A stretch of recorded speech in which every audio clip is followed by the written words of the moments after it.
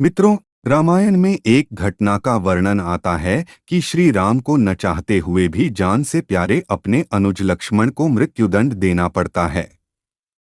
आइए जानते हैं आखिर क्यों भगवान राम को लक्ष्मण को मृत्युदंड देना पड़ा।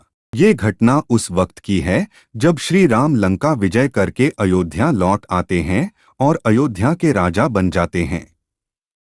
एक दिन यम देवता कोई महत्वपूर्ण चर्चा करने श्री राम के पास आते हैं। चर्चा प्रारंभ करने से पूर्व वो भगवान राम से कहते हैं कि आप जो भी प्रतिज्ञा करते हो उसे पूर्ण करते हो। मैं भी आपसे एक वचन मांगता हूं कि जब तक मेरे और आपके बीच वार्तालाप चले तो हमारे बीच कोई नहीं आएगा और जो आएगा उसको आपको मृत्युदंड देना पड़ेगा। भगवान राम यम को वचन दे देते हैं।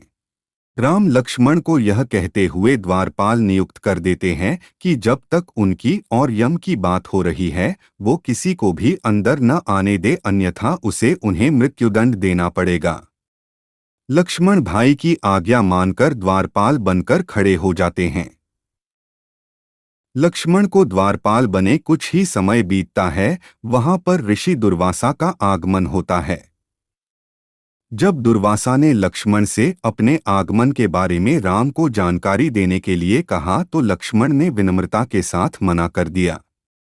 इस पर दुर्वासा क्रोधित हो गए तथा उन्होंने संपूर्ण अयोध्या को श्राप देने की बात कही।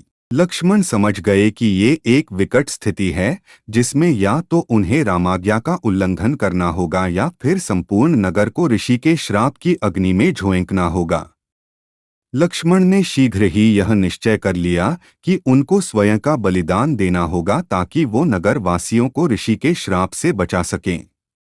उन्होंने भीतर जाकर ऋषि दुर्वासा के आगमन की सूचना दी।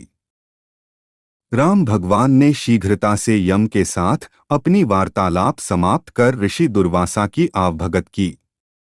परंतु अब श्री राम दुविधा में पड़ गए क्योंकि उन्हें अपने वचन के अनुसार लक्ष्मण को मृत्यु दंड देना था।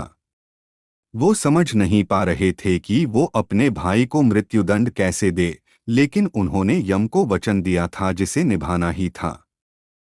इस दुविधा की स्थिति में श्री राम ने अपने गुरु का स्मरण किया और कोई रास्ता दिखाने को कहा। गुरुदेव ने कहा कि अपने किसी प्रिय का त्याग उसकी मृत्यु के समान ही है, अतः तुम अपने वचन का पालन करने के लिए लक्ष्मण का त्याग कर दो। लेकिन जैसे ही लक्ष्मण ने यह सुना तो उन्होंने राम से कहा कि आप भूल कर भी मेरा त्याग नहीं करना, आपसे दूर रहने से तो यह अच्छा है कि मैं आपके वचन की पालना करते हुए मृत्यु को गले लगा लूं। ऐसा कहकर लक्ष्मण ने जल समाधि ले ली। तो मित्रों, आज की हमारी प्रस्तुति कैसी लगी कमेंट में जय श्री राम जरूर लिखना।